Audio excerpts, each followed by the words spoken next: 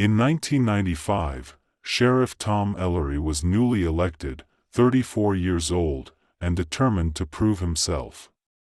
He wasn't from Gunnison originally. He'd transferred from Denver, used to city crime and real suspects, not campfire nonsense. When another hiker went missing in Black Valley that June, he decided to take the case personally. He interviewed everyone who'd ever reported the lights.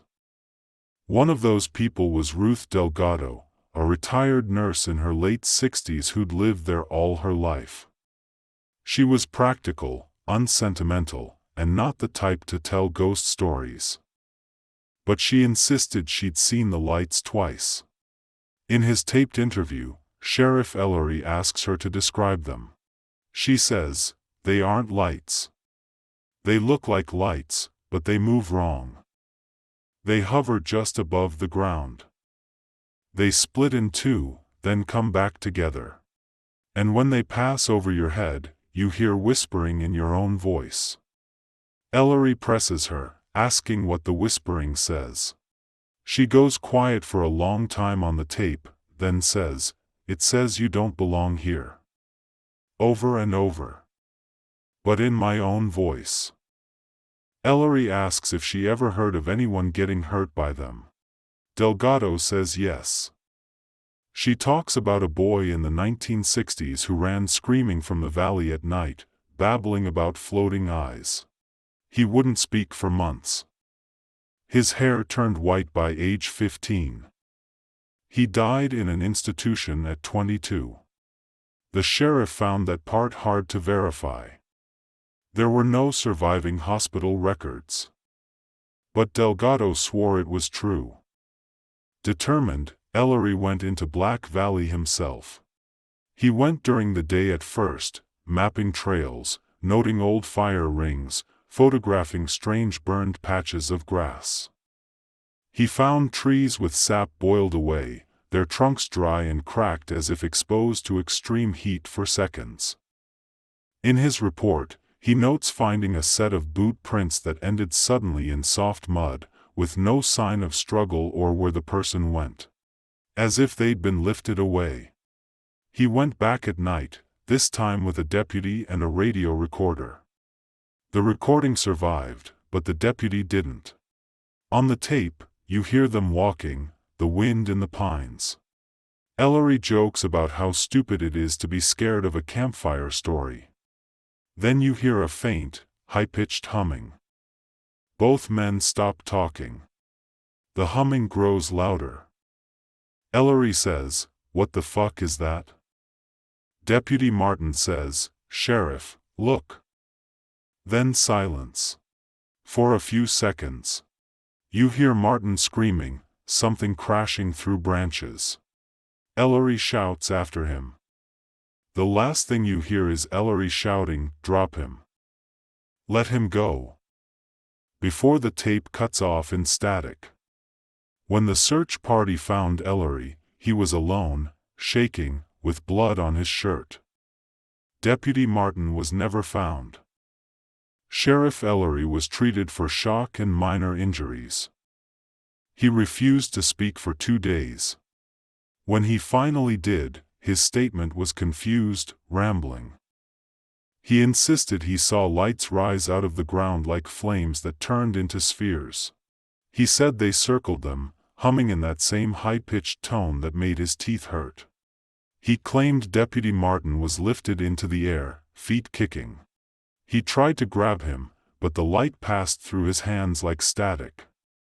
Then Martin was just gone, as if pulled into the trees by invisible ropes. He said the last thing he heard was Martin's voice crying for his mother in that same warped, overlapping whisper he'd heard in Ruth Delgado's story.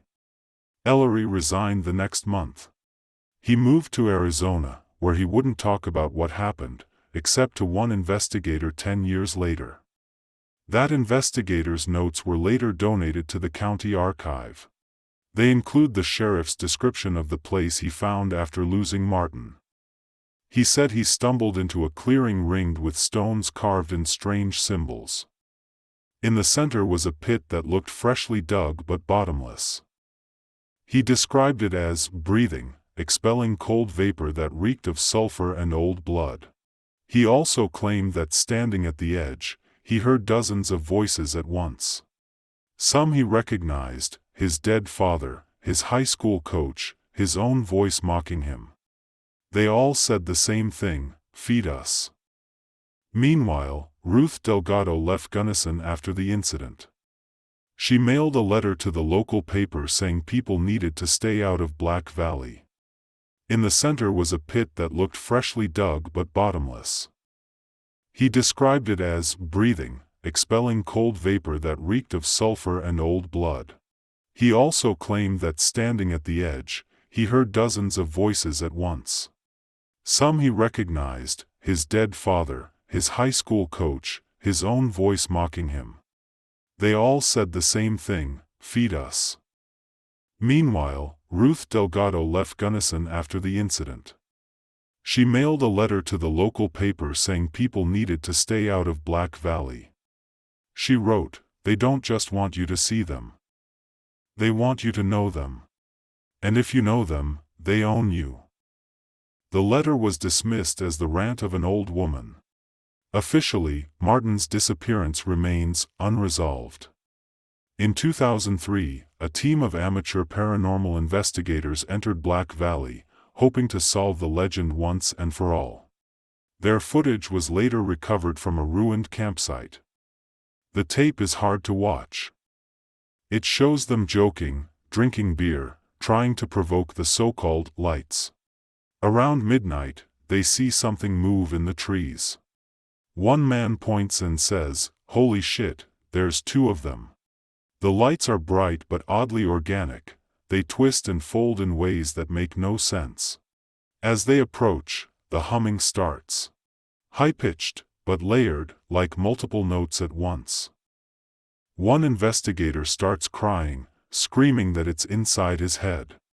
Another man says, "It's my mom. It's my fucking mom." The cameraman drops the device.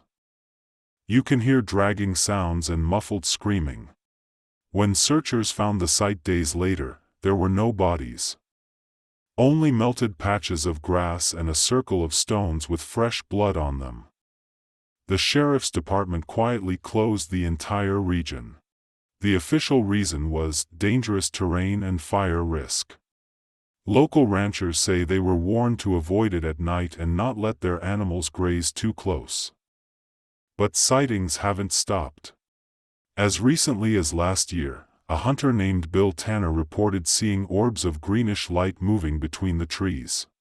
He said they were silent at first, but as they got closer, he heard voices calling his name in perfect unison.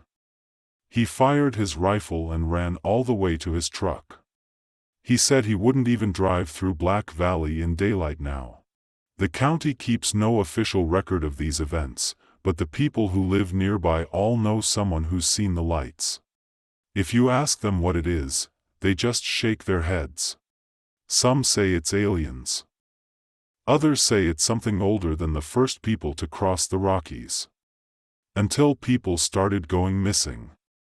Between 1979 and 1991, 5 men and 1 teenage girl vanished in or near Black Valley.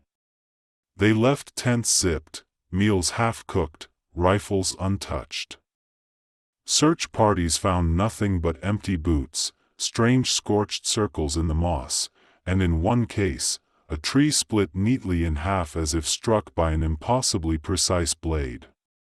The Gunnison County Sheriff's Department kept files on the disappearances but never solved them. They blamed exposure, animal attacks, or people getting lost in bad weather. Unofficially, deputies refused to go there alone after dark.